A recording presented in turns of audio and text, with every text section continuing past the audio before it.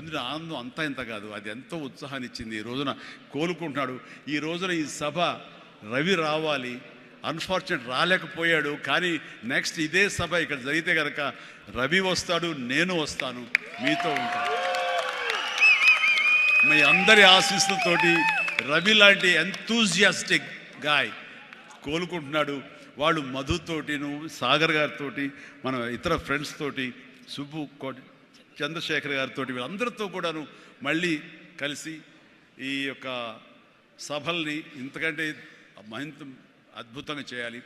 And ఆ రకంగా నేను మీ ఎంటర్‌ప్రెన్యూర్‌షిప్, యంగ్స్టర్స్ ఎలాగ రావాలి ఏమిటి అనేది నా గురించి నేను చెప్పుకోవడంలో తెలియకుండానే మీకు అందరికీ చెప్పాను. అది మీకు అందరికీ అర్థమై ఉంటుందేమో అనిపిస్తుంది.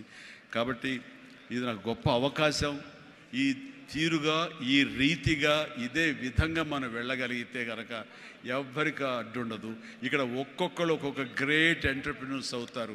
ప్రతి ఒక్కళ్ళు మీ మీ సలహాలు, సంప్రదింపులు మీ సీనియర్స్ తోటి మీరు ఆయా సమయంలో ఇంటరాక్ట్ అవుతూ what to do, what not to do, how to go about it అనేది మీరు తెలుసుకుంటూ ఎప్పటికప్పుడు మీరు అప్డేట్ చేసుకుంటూ, రిస్క్ ఉంటుంది బట్ మన జీవితాలు కొలాప్స్ అయ్యేలాగా మాత్రం రిస్క్ వద్దు. కానీ మీడియం రిస్క్ తీసుకుంటూ మీరు ముందుకు వెళ్ళకపోతే అభివృద్ధి ఉండదు.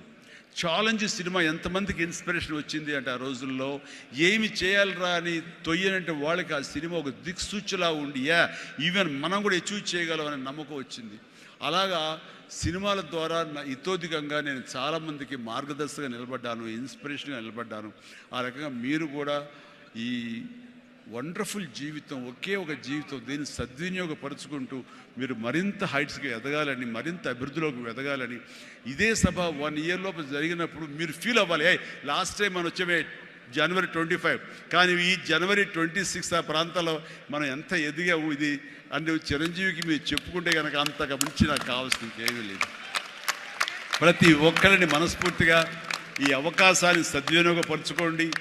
మీ యొక్క అభివృద్ధికి దీన్ని thank you thank you thank you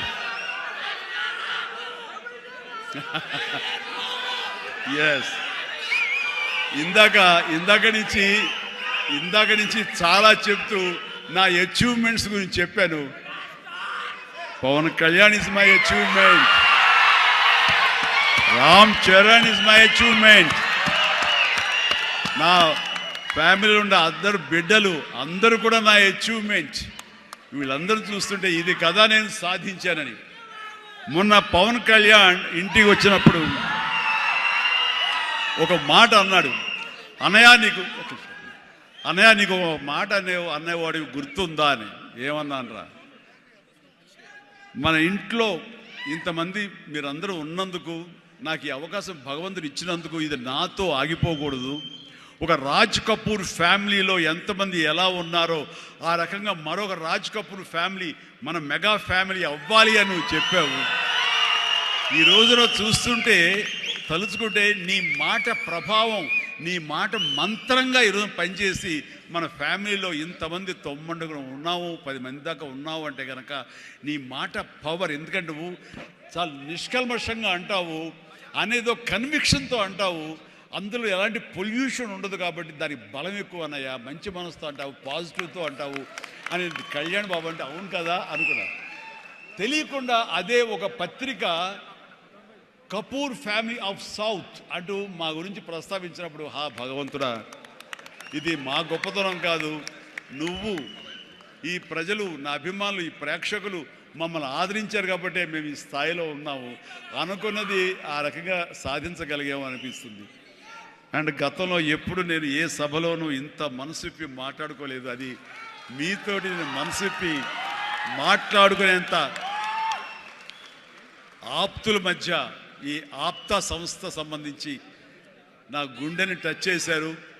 అందుకనే లోపల నుంచి అది తన్నుకు వచ్చింది. కాబట్టి మనస్ఫూర్తిగా నా కుటుంబ సభ్యులతోటి, నా వాళ్ళతోటి నేను మాట్లాడుతున్నట్టుగా అనిపిస్తుంది. అండ్ మీరు ఎప్పుడు